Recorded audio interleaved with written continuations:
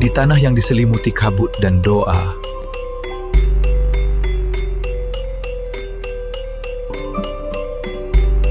lahir peradaban yang seimbang.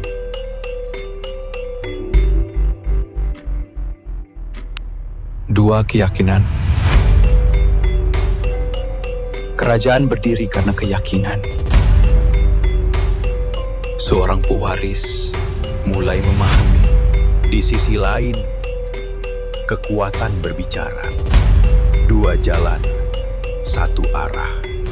Cahaya ilahi membimbingku.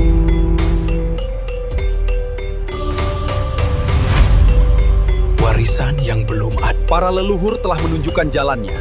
Kerajaan kita ditakdirkan untuk bangkit, dan kita akan membangun masa depan yang gemilang di bawah restu mereka.